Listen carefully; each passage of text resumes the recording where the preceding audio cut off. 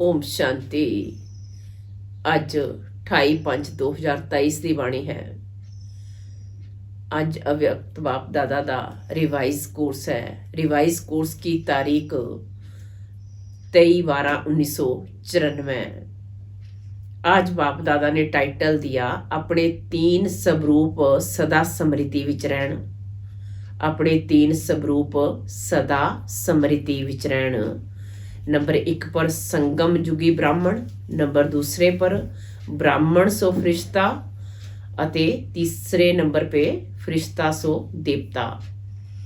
आज बाप दादा आखदे ने आज बाप दादा चारों पासे दे बच्चों दे 3 रूप देख रहे हैं। सब तो श्रेष्ठ स्वरूप है ब्राह्मण अते ब्राह्मण सो फरिश्ता अते फरिश्ता सो देवता। ब्राह्मण स्वरूप फरिश्ता स्वरूप अते देवता स्वरूप। ब्राह्मण स्वरूप दी विशेषतावां सर्व शक्तियां संपन्न स्वरूप दियां है, क्योंकि ब्राह्मण मतलब मायाजित। तां सर्व शक्तियां संपन्न बनना ही मायाजित बनना है। पहला स्वरूप ब्राह्मण खुद नूं देखो कि ब्राह्मण स्वरूप की विशेषता सर्व शक्तियां धारण हुईयां है। सर्व शक्तियां है या कोई शक्ति है। जेकर एक शक्ति भी कमजोर है या घट है तो ब्राह्मण स्वरूप के बदले बार बार क्षत्रिय मतलब युद्ध करने वाले बन जाते हैं। क्षत्रिय का कर्तव्य है युद्ध करना अते ब्राह्मण का कर्तव्य है सदा अते सहज माया जित बनना। ब्राह्मण मतलब विजयी, सदा सर्व शक्तियां मतलब सर्व शास्त्रां तो संपन्न है अते क्षत्रिय मतलब कदी विजयी अते कदी हार खाण वाले, क्योंकि शक्तियां मिलते हुए भी धारण नहीं कर सकते।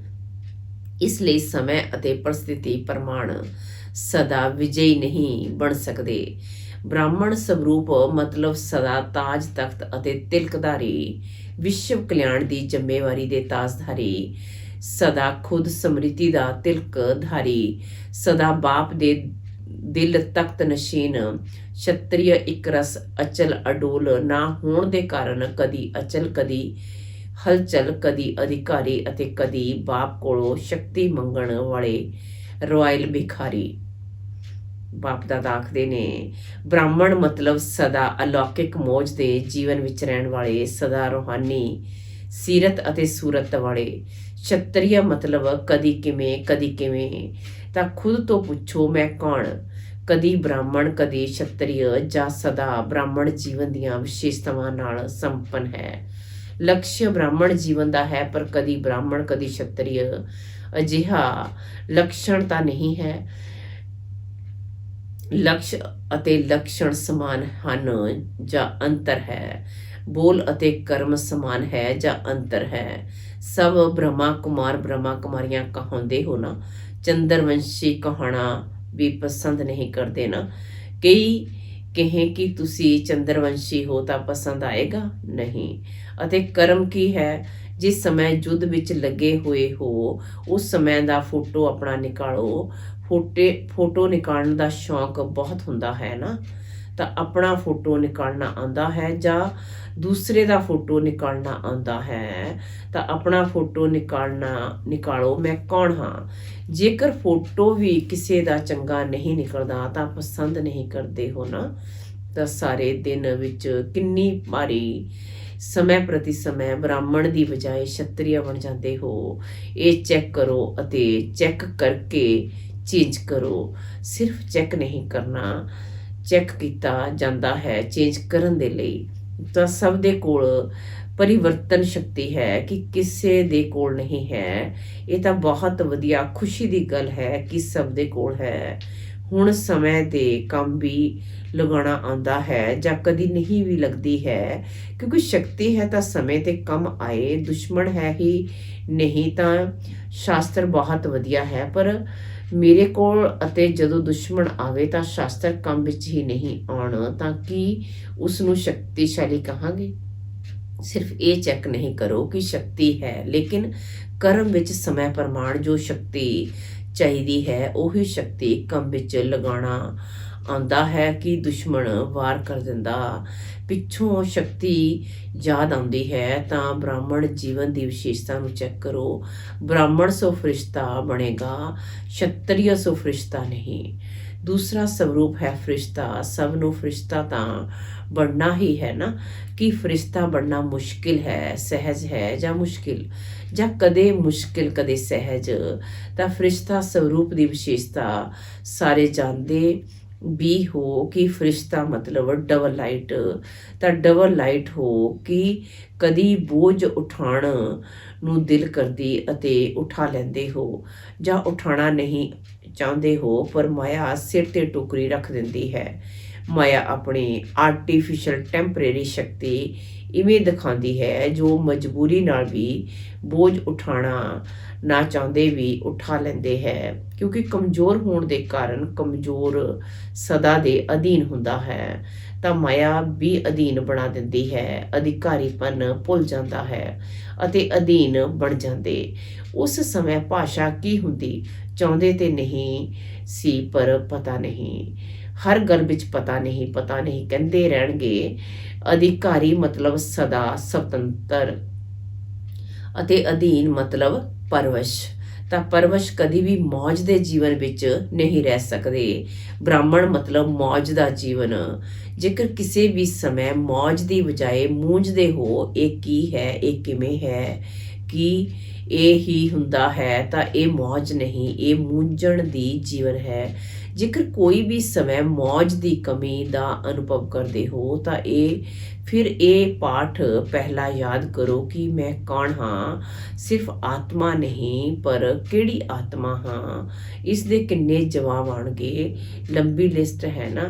ਰੋਜ਼ ਦੀ ਮੁਰਲੀ ਵਿੱਚ ਮੈਂ ਕੌਣ ਦਾ ਭਿੰਨ ਭਿੰਨ ਪਾਠ ਪੜ੍ਹਦੇ ਰਹਿੰਦੇ ਹੋ, ਸੁਣਦੇ ਰਹਿੰਦੇ ਹੋ। ਤਾਂ ਫਰਿਸ਼ਤਾ ਮਤਲਬ ਡਬਲ ਲਾਈਟ। ਲਾਈਟ ਮਤਲਬ ਹਲਕਾਪਨ। ਹਲਕਾਪਨ ਦਾ ਅਰਥ ਹੈ ਸਿਰਫ ਪਰਿਸਥਿਤੀ ਦੇ ਸਮੇਂ ਹਲਕਾ ਨਹੀਂ, ਪਰ ਸਾਰੇ ਦਿਨ ਵਿੱਚ ਸੁਭਾਵ, ਸੰਸਕਾਰ, ਸੰਬੰਧ, ਸੰਪਰਕ ਵਿੱਚ ਲਾਈਟ ਰਹਿਣ। ਉਵੇਂ ਠੀਕ ਹੈ, ਪਰ ਸੁਭਾਵ ਸੰਸਕਾਰ ਵਿੱਚ ਵੀ ਜੇਕਰ ਹਲਕਾਪਨ ਨਹੀਂ ਤਾਂ ਫਰਿਸ਼ਤਾ ਕਹਾਂਗੇ। ਅਤੇ ਹਲਕੇ ਦੀ ਨਿਸ਼ਾਨੀ ਹੈ, ਹਲਕੀ ਚੀਜ਼ ਸਭ ਨੂੰ ਪਿਆਰੀ ਲੱਗਦੀ ਹੈ। ਕੋਈ ਬੋਝ ਵਾਲੀ ਚੀਜ਼ ਤੁਹਾਨੂੰ ਦੇਵੇ ਤਾਂ ਪਸੰਦ ਕਰੋਗੇ, ਅਤੇ ਹਲਕੀ ਵਧੀਆ ਚੀਜ਼ ਹੋਵੇ ਤਾਂ ਪਸੰਦ ਕਰੋਗੇ ਨਾ। ਤਾਂ ਜੋ ਸੁਭਾਵ, ਸੰਸਕਾਰ, ਸੰਬੰਧ, ਸੰਪਰਕ ਵਿੱਚ ਹਲਕਾ ਹੋਵੇਗਾ, ਉਸ ਦੀ ਨਿਸ਼ਾਨੀ ਉਹ ਸਰਬ ਦੇ ਪਿਆਰੇ ਅਤੇ ਨਿਆਰੇ ਹੋਣਗੇ, ਕਿਉਂਕਿ ਬ੍ਰਾਹਮਣ ਸੁਭਾਵ ਹੈ, ਵੱਖ ਸੁਭਾਵ ਨਹੀਂ। ਬ੍ਰਾਹਮਣ ਮਤਲਬ ਸਭ ਦੀ ਦਿਲ ਪਸੰਦ ਸੁਭਾਵ ਸੰਸਕਾਰ ਦਾ ਸੰਬੰਧ ਵਾਲੇ ਹੋ। ਮੈਜੋਰਿਟੀ 95% ਤੇ ਦਿਲ ਪਸੰਦ ਜ਼ਰੂਰ ਹੈ, ਇੰਨੀ ਰਿਜ਼ਲਟ ਜ਼ਰੂਰ ਹੋਣੀ ਚਾਹੀਦੀ ਹੈ। 5% ਹੁਣ ਵੀ ਮਾਰਜਨ ਦੇ ਰਹੇ ਹੈ, ਅੰਤ ਤੱਕ ਨਹੀਂ ਹੈ ਪਰ ਹੁਣ ਦੇ ਰਹੇ ਹੈ। 95% ਸਰਬ ਦੇ ਦਿਲ ਪਸੰਦ ਮਤਲਬ ਸਰਬ ਦੇ ਲਾਈਟ, ਅਤੇ ਉਹ ਹਲਕਾਪਨ ਬੋਲ, ਕਰਮ ਅਤੇ ਵ੍ਰਿਤੀ ਤੋਂ ਅਨੁਭਵ ਹੋਵੇ। ਇਵੇਂ ਨਹੀਂ ਮੈਂ ਤਾਂ ਹਲਕਾ ਹਾਂ ਪਰ ਦੂਸਰੇ ਮੇਰੇ ਨੂੰ ਨਹੀਂ ਸਮਝਦੇ, ਪਹਿਚਾਨਦੇ ਨਹੀਂ। ਜੇਕਰ ਨਹੀਂ ਪਹਿਚਾਨਦੇ ਹੈ ਤਾਂ ਤੁਸੀਂ ਆਪਣੇ ਵਿੱਚ ਪਾਵਰ ਨਾਲ ਉਹਨਾਂ ਨੂੰ ਵੀ ਪਹਿਚਾਣ ਦੇਵੋ। ਤੁਹਾਡਾ ਕਰਮ ਵ੍ਰਿਤੀ ਉਸ ਨੂੰ ਪਰਿਵਰਤਨ ਕਰਨ, ਇਸ ਵਿੱਚ ਸਿਰਫ ਪਰਿਵਰਤਨ ਕਰਨ ਵਿੱਚ ਸਹਿਜ ਸ਼ਕਤੀ ਦੀ ਜ਼ਰੂਰਤ ਹੁੰਦੀ ਹੈ। ਅਤੇ ਫਰਿਸ਼ਤਾ ਮਤਲਬ ਜਿਸ ਦਾ ਪੁਰਾਣੀ ਦੇਹ ਅਤੇ ਪੁਰਾਣੀ ਦੁਨੀਆ ਨਾਲ ਕੋਈ ਰਿਸ਼ਤਾ ਨਹੀਂ। ਇਹ ਸਭ ਨੂੰ ਯਾਦ ਹੈ ਨਾ ਕਿ ਹੁਣ ਵੀ ਉਹ ਰਿਹਾ ਹੋਇਆ ਹੈ। ਪੁਰਾਣੀ ਦੇਹ ਨਾਲ ਲਗਾਵ ਹੈ ਕਿ ਦੇਹ ਦੇ ਸੰਬੰਧ ਤੋਂ ਹਲਕੇ ਹੋ ਗਏ ਕਿ ਨਹੀਂ। ਕਾਕਾ, ਚਾਚਾ, ਮਾਮਾ ਉਹਨਾਂ ਕੋਲੋਂ ਨਿਆਰੇ ਹੋ ਗਏ ਹੈ ਨਾ, ਕਿ ਹੁਣ ਵੀ ਹੈ ਨਿਆਰੇ ਅਤੇ ਪਿਆਰੇ ਹੋ। ਪਿਆਰੇ ਹੈ ਪਰ ਨਿਆਰੇ ਹੋ ਕੇ ਪਿਆਰੇ ਬਣਦੇ ਹੈ, ਇਹ ਗਲਤੀ ਹੋ ਜਾਂਦੀ ਹੈ, ਇਹ ਮਿਸ ਹੋ ਜਾਂਦਾ ਹੈ। ਜਾਂ ਤਾਂ ਨਿਆਰੇ ਹੋ ਜਾਣਾ ਸਹਿਜ ਲੱਗਦਾ ਹੈ ਜਾਂ ਤਾਂ ਪਿਆਰਾ ਹੋਣਾ ਸਹਿਜ ਲੱਗਦਾ, ਪਰ ਇਹ ਦੇਹ ਦੇ ਸੰਬੰਧ ਕਾਕਾ, ਚਾਚਾ, ਮਾਮਾ ਇਹ ਫਿਰ ਵੀ ਸਹਿਜ ਹੈ ਜਾਂ ਥੋੜਾ ਥੋੜਾ ਸੁਪਨੇ ਵਿੱਚ, ਸੰਕਲਪ ਵਿੱਚ ਆ ਜਾਂਦਾ ਹੈ। ਜਦੋਂ ਬ੍ਰਾਹਮਣ ਪਰਿਵਾਰ ਵਿੱਚ ਕੋਈ ਪਰਿਸਥਿਤੀ ਆਉਂਦੀ ਹੈ ਤਾਂ ਚਾਚਾ, ਕਾਕਾ, ਮਾਮਾ ਯਾਦ ਆਉਂਦੇ ਹੈ। ਮਤਲਬ ਦੇਖਦੇ ਹੈ ਕਿ ਪਰਿਸਥਿਤੀ ਦੇ ਸਮੇਂ ਕਈ ਆਤਮਾਵਾਂ ਨੂੰ ਬ੍ਰਾਹਮਣ ਪਰਿਵਾਰ ਦੇ ਬਜਾਏ ਲੌਕਿਕ ਸੰਬੰਧ ਜਲਦੀ ਸਮਰਿਤੀ ਵਿੱਚ ਆਉਂਦੇ ਹੈ। ਪਰਿਸਥਿਤੀ ਕਿਨਾਰੇ ਦੀ ਬਜਾਏ ਸਹਾਰਾ ਅਨੁਭਵ ਕਰਵਾਉਂਦੀ ਹੈ। ਜਦੋਂ ਮਰ ਜੀਵਾ ਬਣ ਗਏ ਤਾਂ ਅਗਲੇ ਜਨਮ ਦੇ ਸੰਬੰਧੀ ਕਾਕਾ, ਚਾਚਾ, ਮਾਂ ਯਾਦ ਹੈ ਕਿ ਸੁਪਨੇ ਵਿੱਚ ਵੀ ਆਉਂਦਾ ਹੈ ਤਾਂ ਸੰਬੰਧ ਜਨਮ ਬਦਲ ਗਿਆ ਨਾ। ਤਾਂ ਫਰਿਸ਼ਤਾ ਮਤਲਬ ਪੁਰਾਣੇ ਨਾਲ ਰਿਸ਼ਤਾ ਨਹੀਂ, ਇਹ ਵੀ ਪਰਿਭਾਸ਼ਾ ਬੋਲਦੇ ਹੋ ਨਾ। ਫਿਰ ਸਮੇਂ ਤੇ ਕਿੱਥੋਂ ਨਿਕਲ ਆਉਂਦੇ ਹੈ, ਟੁੱਟਾ ਹੋਇਆ ਰਿਸ਼ਤਾ ਜੁੜ ਜਾਂਦਾ ਹੈ, ਮਰੇ ਹੋਏ ਤੋਂ ਜਿੰਦਾ ਹੋ ਜਾਂਦੇ ਹੋ। ਫਰਿਸ਼ਤਾ ਮਤਲਬ ਪੁਰਾਣੇ ਰਿਸ਼ਤੇ ਨਾਲ ਰਿਸ਼ਤਾ ਨਹੀਂ, ਸਭ ਨਵਾਂ। ਬਾਪ ਦਾਦਾ ਨੇ ਦੇਖਿਆ ਕਿ ਫਰਿਸ਼ਤਾ ਬਣਨੇ ਵਿੱਚ ਜੋ ਰੁਕਾਵਟ ਹੁੰਦੀ ਹੈ ਉਸ ਦਾ ਕਾਰਨ ਇੱਕ ਪਹਿਲੀ ਪੌੜੀ ਹੈ ਦੇਹਭਾਨ ਨੂੰ ਛੱਡਣਾ। ਦੂਸਰੀ ਪੌੜੀ ਜੋ ਹੋਰ ਸੂਖਸ਼ਮ ਹੈ ਉਹ ਹੈ ਦੇਹ ਅਭਿਮਾਨ ਨੂੰ ਛੱਡਣਾ। ਦੇਹਭਾਨ ਅਤੇ ਦੇਹ ਅਭਿਮਾਨ, ਦੇਹਭਾਨ ਫਿਰ ਵੀ ਕਾਮਨ ਚੀਜ਼ ਹੈ, ਪਰ ਜਿੰਨਾ ਗਿਆਨੀ ਤੋਂ ਆਤਮਾ, ਜੋਗੀ ਤੋਂ ਆਤਮਾ ਬਣਦੇ ਹੈ ਉਹਨਾਂ ਦੇਹ ਅਭਿਮਾਨ ਰੁਕਾਵਟ ਪਾਉਂਦਾ ਹੈ। ਅਤੇ ਅਭਿਮਾਨ ਅਨੇਕ ਤਰ੍ਹਾਂ ਦਾ ਆਉਂਦਾ ਹੈ। ਆਪਣੀ ਬੁੱਧੀ ਦਾ ਅਭਿਮਾਨ, ਆਪਣੇ ਸ੍ਰੇਸ਼ਟ ਸੰਸਕਾਰ ਦਾ ਅਭਿਮਾਨ, ਆਪਣੇ ਚੰਗੇ ਸੁਭਾਅ ਦਾ ਅਭਿਮਾਨ, ਆਪਣੀ ਵਿਸ਼ੇਸ਼ਤਾਵਾਂ ਦਾ ਅਭਿਮਾਨ, ਆਪਣੇ ਕਈ ਵਿਸ਼ੇਸ਼ ਕਲਾ ਦਾ ਅਭਿਮਾਨ, ਆਪਣੀ ਸੇਵਾ ਦੀ ਸਫਲਤਾ ਦਾ ਅਭਿਮਾਨ। ਇਹ ਸੂਖਸ਼ਮ ਦੇਹਭਾਨ ਤੋਂ ਵੀ ਬਹੁਤ ਮਹੀਨ ਹੈ। ਅਭਿਮਾਨ ਦਾ ਦਰਵਾਜ਼ਾ ਤਾਂ ਜਾਣਦੇ ਹੋ ਨਾ, ਮੈਂਪਨ, ਮੇਰਾਪਨ, ਇਹ ਹੈ ਅਭਿਮਾਨ ਦੇ ਦਰਵਾਜ਼ੇ। ਤਾਂ ਫਰਿਸ਼ਤੇ ਦਾ ਅਰਥ ਇਹ ਨਹੀਂ ਕਿ ਸਿਰਫ ਦੇਹਭਾਨ ਦੇ ਆਕਰਸ਼ਣ ਤੋਂ ਪਰੇ ਹੋਣਾ ਜਾਂ ਦੇਹ ਦੇ ਸਥੂਲ ਸੰਬੰਧ ਤੋਂ ਪਰੇ ਹੋਣਾ, ਪਰ ਫਰਿਸ਼ਤਾ ਮਤਲਬ ਦੇਹ ਦਾ ਸੂਖਸ਼ਮ ਅਭਿਮਾਨ ਦੇ ਸੰਬੰਧ ਤੋਂ ਵੀ ਨਿਆਰੇ ਹੋਣਾ। ਅਤੇ ਅਭਿਮਾਨ ਦੀ ਨਿਸ਼ਾਨੀ, ਜਿੱਥੇ ਅਭਿਮਾਨ ਹੁੰਦਾ ਹੈ ਉੱਥੇ ਅਪਮਾਨ ਵੀ ਜਲਦੀ ਫੀਲ ਹੁੰਦਾ ਹੈ। ਜਿੱਥੇ ਅਭਿਮਾਨ ਹੁੰਦਾ ਹੈ ਉੱਥੇ ਅਪਮਾਨ ਦੀ ਫੀਲਿੰਗ ਬਹੁਤ ਜਲਦੀ ਹੁੰਦੀ ਹੈ, ਕਿਉਂਕਿ ਮੈਂ ਦੇ ਦਰਵਾਜ਼ੇ ਖੁੱਲ੍ਹੇ ਹੋਏ ਹੁੰਦੇ ਹੈ। ਫਰਿਸ਼ਤੇ ਦਾ ਅਸਲ ਸਵਰੂਪ ਹੈ ਦੇਹਭਾਨ ਅਤੇ ਦੇਹ ਦੇ ਸੰਬੰਧ ਤੋਂ, ਦੇਹ ਅਭਿਮਾਨ ਤੋਂ ਨਿਆਰਾ। ਜੇਕਰ ਕੋਈ ਗੁਣ ਹੈ, ਕੋਈ ਸ਼ਕਤੀ ਹੈ ਤਾਂ ਦਾਤਾ ਨੂੰ ਕਿਉਂ ਭੁੱਲ ਜਾਂਦੇ ਹੋ? ਅਤੇ ਦੂਸਰੀ ਗੱਲ, ਇਸ ਤੋਂ ਸਹਿਜ ਨਿਆਰੇ ਹੋਣ ਦਾ ਰਸਤਾ ਅਤੇ ਵਿਧੀ ਬਹੁਤ ਸਹਿਜ ਹੈ। ਇੱਕ ਅੱਖਰ ਹੈ, ਇੱਕ ਅੱਖਰ ਵਿੱਚ ਇੰਨੀ ਤਾਕਤ ਹੈ ਜੋ ਦੇਹ ਅਭਿਮਾਨ ਅਤੇ ਦੇਹਭਾਨ ਸਦਾ ਦੇ ਲਈ ਸਮਾਪਤ ਹੋ ਜਾਂਦਾ ਹੈ। ਹੁਣ ਇੱਕ ਸ਼ਬਦ ਕਿਹੜਾ ਹੈ? ਕਰਨ ਕਰਾਵਨਹਾਰ ਬਾਪ ਕਰ ਰਿਹਾ ਹੈ। ਕਰਨ ਕਰਾਵਨਹਾਰ ਸ਼ਬਦ ਦਾ ਭਾਨ ਅਤੇ ਅਭਿਮਾਨ ਦੋਵਾਂ ਨੂੰ ਮਿਟਾ ਦਿੰਦਾ ਹੈ। ਇੱਕ ਸ਼ਬਦ ਦੇ ਯਾਦ ਕਰਨਾ ਸਹਿਜ ਹੈ ਨਾ, ਅਤੇ ਸਾਰੀ ਪੁਆਇੰਟਸ ਭੁੱਲ ਵੀ ਜਾਓ, ਭੁੱਲਣਾ ਤੇ ਨਹੀਂ ਹੈ, ਲੇਕਿਨ ਜੇਕਰ ਭੁੱਲ ਵੀ ਜਾਓ ਤਾਂ ਇੱਕ ਸ਼ਬਦ ਯਾਦ ਕਰ ਸਕਦੇ ਹੋ ਨਾ। ਕਰਨ ਕਰਾਵਨਹਾਰ ਬਾਬਾ ਹੈ ਤਾਂ ਦੇਖੋ ਫਰਿਸ਼ਤਾ ਜੀਵਨ ਦਾ ਅਨੁਭਵ ਕਿੰਨਾ ਸਹਿਜ ਅਨੁਭਵ ਹੁੰਦਾ ਹੈ। ਬ੍ਰਹਮਾ ਬਾਪ ਫਰਿਸ਼ਤਾ ਬਣਿਆ ਕਿਸ ਆਧਾਰ ਨਾਲ? ਸਦਾ ਕਰਨ ਕਰਾਵਨਹਾਰ ਦੀ ਸਮਰਿਤੀ ਨਾਲ ਸਮਰਥ ਬਣ ਫਰਿਸ਼ਤਾ ਬਣੇ। ਫਾਲੋ ਫਾਦਰ ਹੈ ਨਾ, ਜਾਂ ਫਾਲੋ ਮਾਇਆ ਹੈ। ਕਦੀ ਮਾਇਆ ਵੀ ਮਦਰ ਫਾਦਰ ਬਣ ਜਾਂਦੀ ਹੈ, ਬੜੀ ਚੰਗੀ ਪਾਲਣਾ ਅਤੇ ਪ੍ਰਾਪਤੀ ਕਰਾਉਂਦੀ ਹੈ, ਪਰ ਉਹ ਸਭ ਹੈ ਧੋਖੇ ਦੀ ਪ੍ਰਾਪਤੀ। ਪਹਿਲੇ ਪ੍ਰਾਪਤੀ ਫਿਰ ਧੋਖਾ। ਪਰਖਣ ਦੀ ਸ਼ਕਤੀ ਤੇ ਹੈ ਨਾ, ਮਾਇਆ ਹੈ ਜਾਂ ਬਾਪ ਹੈ, ਇਸ ਨੂੰ ਸਮੇਂ ਤੇ ਪਰਖਣਾ ਹੈ। ਧੋਖਾ ਖਾ ਕੇ ਪਰਖਣਾ ਇਹ ਕੋਈ ਸਮਝਦਾਰੀ ਨਹੀਂ ਹੋਈ। ਧੋਖਾ ਖਾ ਕੇ ਤੇ ਸਭ ਸਮਝ ਜਾਂਦੇ ਹੈ, ਪਰ ਗਿਆਨੀ ਤੋਂ ਆਤਮਾ ਪਹਿਲੇ ਇਹ ਪਰਖ ਕੇ ਖੁਦ ਨੂੰ ਬਚਾ ਲੈਂਦੇ ਹੈ। ਤਾਂ ਸਮਝਾ ਫਰਿਸ਼ਤਾ ਕਿਸ ਨੂੰ ਕਹਿੰਦੇ ਹੈ? ਤੀਸਰਾ ਹੈ ਫਰਿਸ਼ਤਾ ਸੋ ਦੇਵਤਾ। ਹੁਣ ਦੇਵਤਾ ਬਣਨਾ ਹੈ ਜਾਂ ਭਵਿੱਖ ਵਿੱਚ ਬਣੋਗੇ। ਦੇਵਤਾ ਮਤਲਬ ਸਰਬ ਗੁਣ ਤੋਂ ਸਜੇ ਸਜਾਏ। ਇਹ ਦਿਵਯ ਗੁਣ ਸੰਗਮ ਦੇ ਦੇਵਤਾ ਜੀਵਨ ਦੇ ਸ਼ਿੰਗਾਰ ਹੈ। ਇਸ ਸਮੇਂ ਦਿਵਯ ਗੁਣਾਂ ਤੋਂ ਸਜੇ ਸਜਾਏ ਹੋ ਤਾਂ ਹੀ ਤੇ ਭਵਿੱਖ ਵਿੱਚ ਸਥੂਲ ਸ਼ਿੰਗਾਰ ਨਾਲ ਸਜੇ ਸਜਾਏ ਰਹਿੰਦੇ ਹੋ। ਤਾਂ ਦੇਵਤਾ ਮਤਲਬ ਦਿਵਯ ਗੁਣ ਵਾਲੇ ਸਜੇ ਸਜਾਏ, ਅਤੇ ਦੂਸਰਾ ਦੇਵਤਾ ਮਤਲਬ ਦੇਣ ਵਾਲਾ।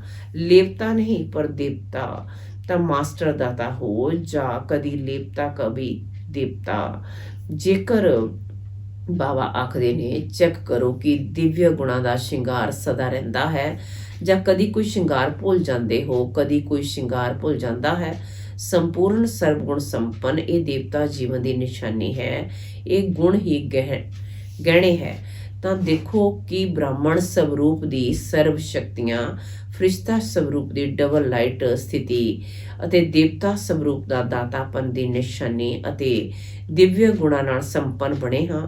ਤਿੰਨੋਂ ਸਵਰੂਪ ਅਨੁਭਵ ਕਰਦੇ ਹੋ। ਜਿਵੇਂ ਬਾਪ ਦੇ ਤਿੰਨ ਸੰਬੰਧ, ਬਾਪ, ਸਿੱਖਿਅਕ, ਸਤਿਗੁਰੂ ਸਦਾ ਯਾਦ ਰਹਿੰਦਾ, ਇਵੇਂ ਇਹ ਤਿੰਨ ਸਵਰੂਪ ਸਦਾ ਯਾਦ ਰੱਖੋ। ਸਮਝਾ, ਬਣਨਾ ਤਾਂ ਤੁਹਾਨੂੰ ਹੀ ਹੈ ਜਾਂ ਹੋਰ ਕੋਈ ਆਉਣ ਵਾਲਾ ਹੈ, ਤੁਹਾਨੂੰ ਹੀ ਬਣਨਾ ਹੈ ਨਾ।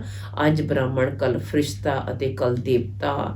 ਆਪਣੇ ਫਰਿਸ਼ਤਾ ਸਵਰੂਪ ਨੂੰ ਗਿਆਨ ਦੇ ਦਰਪਣ ਵਿੱਚ ਦੇਖੋ। ਫਰਿਸ਼ਤਾ ਸਦਾ ਉੜਦੇ ਰਹਿੰਦੇ ਹੈ ਅਤੇ ਮੈਸੇਜ ਦਿੰਦੇ ਰਹਿੰਦੇ ਹੈ। ਫਰਿਸ਼ਤਾ ਆਇਆ, ਸੰਦੇਸ਼ ਦਿੱਤਾ ਤੇ ਉੱਡਿਆ, ਤਾਂ ਉਹ ਫਰਿਸ਼ਤਾ ਕੌਣ ਹੈ? ਤੁਸੀਂ ਹੀ ਹੋ ਨਾ।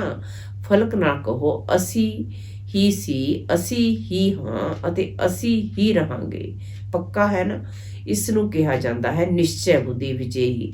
ਸ਼ਤਰੀय ਹੋ ਜਾਂ ਵਿਜੇਈ ਹੋ, ਸ਼ਤਰੀय ਕੋਈ ਤਾਂ ਬਣੇਗਾ ਜਾਂ ਦੂਸਰੇ ਬਣਨਗੇ, ਤਾਂ ਤੁਸੀਂ ਬ੍ਰਾਹਮਣ ਹੋ। ਚਲਦੇ ਚਲਦੇ ਕਦੀ ਸ਼ਤਰੀय ਨਹੀਂ ਬਣਨਾ। ਜੇਕਰ ਬਾਰ-ਬਾਰ ਸ਼ਤਰੀय ਬਣਦੇ ਰਹੋਗੇ, ਯੁੱਧ ਕਰਦੇ ਰਹੋਗੇ, ਤਾਂ ਯੁੱਧ ਦੇ ਸੰਸਕਾਰ ਲੈ ਜਾਣ ਵਾਲੇ ਕਿੱਥੇ ਪਹੁੰਚਣਗੇ? ਚੰਦਰਵੰਸ਼ੀ ਵਿੱਚ ਜਾਂ ਸੂਰਿਆਵੰਸ਼ੀ ਵਿੱਚ। ਤਾਂ ਚੰਦਰਵੰਸ਼ੀ ਦਾ ਪਸੰਦ ਨਹੀਂ ਹੈ ਨਾ ਕਿ ਕਦੀ ਕਦੀ ਹੋ ਗਏ ਤਾਂ ਵੀ ਹਰਜਾ ਨਹੀਂ। ਤਾਂ ਸਭ ਕੌਣ ਹੋ? ਬ੍ਰਾਹਮਣ। ਪੱਕੇ ਬ੍ਰਾਹਮਣ ਹੋ ਜਾਂ ਥੋੜੇ ਥੋੜੇ ਕੱਚੇ। ਸ਼ਕਤੀਆਂ ਪੱਕੀ ਹੈ, ਪਾਂਡਵ ਪੱਕੇ ਹੈ। ਜੇਕਰ ਪੱਕੇ ਹੈ ਤਾਂ ਸਦਾ ਖੁਸ਼ਖਬਰੀ ਦੇ ਪੱਤਰ ਆਉਣ। ਮਾਇਆ ਆ ਗਈ, ਇਹ ਹੋ ਗਿਆ, ਪਤਾ ਨਹੀਂ ਕੀ ਹੋ ਗਿਆ, ਕਿਵੇਂ ਹੋ ਗਿਆ, ਇਹ ਸੰਕਲਪ ਵਿੱਚ ਵੀ ਨਹੀਂ ਹੋਵੇ। ਬਾਪ ਤੇ ਕਹਿੰਦੇ ਹੈ ਸੁਪਨ ਮਾਤਰ ਵੀ ਨਹੀਂ, ਸੁਪਨੇ ਵਿੱਚ ਵੀ ਕਿਉਂ ਕੀ ਨਹੀਂ। ਅਜਿਹਾ ਪੱਕਾ ਹੋ, ਸ਼ਕਤੀਆਂ ਮਹਾ ਪੱਕੀ ਹੈ। ਕਹੋ ਪਾਂਡਵ ਪੱਕੇ ਤਾਂ ਅਸੀਂ ਮਹਾ ਪੱਕੇ, ਕਿਉਂਕਿ ਸ਼ਕਤੀਆਂ ਨੂੰ ਵੀ ਨਮਿਤ ਬਣਾਇਆ ਹੈ। ਤਾਂ ਨਮਿਤ ਵਾਲੇ ਹੀ ਕੱਚੇ ਪੱਕੇ ਹੋਣਗੇ ਤਾਂ ਹੋਰਨਾਂ ਦੀ ਕੀ ਹਾਲ ਹੋਵੇਗਾ। ਪਾਂਡਵ ਬੈਕਬੋਨ ਹੈ। ਬੈਕਬੋਨ ਬਣਨਾ ਚੰਗਾ ਲੱਗਦਾ ਹੈ ਨਾ, ਜਾਂ ਸਾਹਮਣਾ ਕਰਨਾ ਚੰਗਾ ਲੱਗਦਾ ਹੈ? ਬੈਕਬੋਨ ਬਣਨਾ ਚੰਗਾ ਹੈ। ਸੇਫ ਹੋ ਬਹੁਤ, ਨਹੀਂ ਤਾਂ ਮਾਰ ਖਾਂਦੇ। ਅੱਛਾ, ਸਭ ਆਪਣੇ ਸਵੀਟ ਹੋਮ ਵਿੱਚ ਪਹੁੰਚ ਗਏ। ਸੰਕਲਪ ਸੀ ਜਾਣਾ ਹੈ ਅਤੇ ਹੁਣ ਫਿਰ ਕੀ ਸੰਕਲਪ ਹੈ? ਹੁਣ ਵੀ ਜਾਣਾ ਹੈ ਨਾ। ਸੇਵਾ ਅਰਥ ਜਾ ਰਹੇ ਹੈ, ਇਸ ਲਈ ਖੁਸ਼ੀ ਖੁਸ਼ੀ ਨਾਲ ਜਾਂਦੇ ਹੈ। ਸੇਵਾ ਤੇ ਜਾਣਗੇ ਜਾਂ ਦੁਕਾਨ ਤੇ ਜਾਣਗੇ, ਘਰ ਵਿੱਚ ਜਾਣਗੇ, ਦਫ਼ਤਰ ਵਿੱਚ ਜਾਣਗੇ। ਭਾਵੇਂ ਦਫ਼ਤਰ ਹੋਵੇ ਭਾਵੇਂ ਘਰ ਹੋਵੇ, ਪਰ ਸਭ ਸੇਵਾ ਦੇ ਸਥਾਨ ਹੈ। ਸੇਵਾਧਾਰੀਆਂ ਦੀ ਹਰ ਜਗ੍ਹਾ ਸੇਵਾ ਹੈ। ਤਾਂ ਮਧੂਬਨ ਵਿੱਚ ਆਉਣਾ ਦੇ ਉਮੰਗ ਉਤਸ਼ਾਹ ਦਾ ਖਜ਼ਾਨਾ ਭਰਨਾ ਅਤੇ ਫਿਰ ਸੇਵਾ ਤੇ ਜਾਣਾ। ਖੁਸ਼ੀ ਖੁਸ਼ੀ ਨਾਲ ਜਾਂਦੇ ਹੋ ਨਾ ਕਿ ਮਜਬੂਰੀ ਨਾਲ ਜਾਂਦੇ ਹੋ। ਸੇਵਾ ਮਾਨਾ ਖੁਸ਼ੀ। ਹਿਸਾਬ ਕਿਤਾਬ ਹੈ। ਕਰਜ਼ ਚੁਕਾਣੇ ਜਾ ਰਹੇ ਹੋ, ਇਵੇਂ ਨਹੀਂ, ਫਰਜ਼ ਚੁਕਾਣੇ ਜਾ ਰਹੇ ਹਾਂ। ਘਰ ਵਿੱਚ ਬਗੁਲੇ ਬਹੁਤ ਹੈ। ਜੇਕਰ ਬਗੁਲੇ ਨਹੀਂ ਹੋਣਗੇ ਤਾਂ ਗਿਆਨ ਕਿਸ ਨੂੰ ਦੇਵੋਗੇ? ਹੰਸ ਨੂੰ ਹੰਸ ਬਣਾਓਗੇ ਕੀ?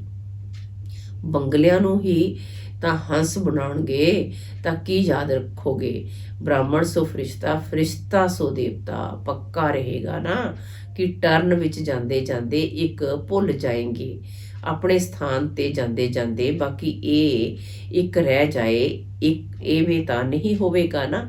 ਅੱਛਾ, ਚਾਰੋਂ ਪਾਸੇ ਦੇ ਸਰਵ ਬ੍ਰਾਹਮਣ ਸੋ ਫਰਿਸ਼ਤਾ, ਫਰਿਸ਼ਤਾ ਸੋ ਦੇਵਤਾ। ਤਿੰਨਾਂ ਸਵਰੂਪਾਂ ਤੇ ਸਮ੍ਰਿਤੀ ਸਵਰੂਪ ਆਤਮਾਵਾਂ ਨੂੰ ਸਦਾ ਇੱਕ ਸ਼ਬਦ ਕਰਨ ਕਰਾਵਨਹਾਰ ਦੀ ਸਮ੍ਰਿਤੀ ਤੋਂ ਖੁਦ ਨੂੰ ਡਬਲ ਲਾਈਟ ਬਣਾਉਣ ਵਾਲੇ ਸ੍ਰੇਸ਼ਟ ਆਤਮਾਵਾਂ ਨੂੰ ਸਦਾ ਦੇਵਤਾ ਮਤਲਬ ਦਾਤਾ ਬਣਾ ਦੇਣ ਵਾਲੇ ਸਰਵ ਖਜ਼ਾਨਿਆਂ ਨਾਲ ਸੰਪੰਨ ਆਤਮਾਵਾਂ ਨੂੰ ਸਦਾ ਵਰਦਾਨਾਂ ਨੂੰ ਕਰਮ ਵਿੱਚ ਲਿਆਉਣ ਵਾਲੇ ਕਰਮਯੋਗੀ ਆਤਮਾਵਾਂ ਨੂੰ ਬਾਪ ਦਾਦਾ ਦਾ ਯਾਦ, ਪਿਆਰ ਅਤੇ ਨਮਸਤੇ ਜੀ।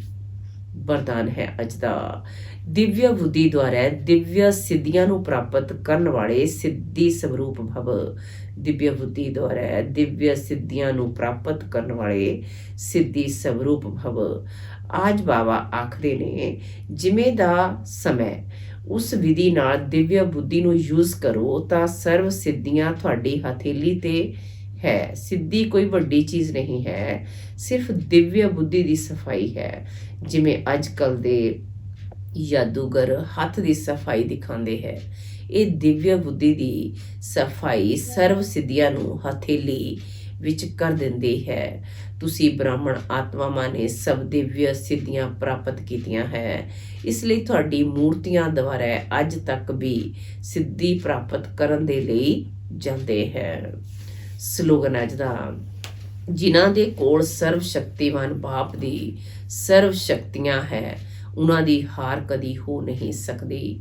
ਜਿਨ੍ਹਾਂ ਦੇ ਕੋਲ ਸਰਵ ਸ਼ਕਤੀਵਾਨ ਬਾਪ ਦੀ ਸਰਵ ਸ਼ਕਤੀਆਂ ਹੈ, ਉਹਨਾਂ ਦੀ ਹਾਰ ਕਦੀ ਹੋ ਨਹੀਂ ਸਕਦੀ। ਚੰਗਾ, ਓਮ ਸ਼ਾਂਤੀ।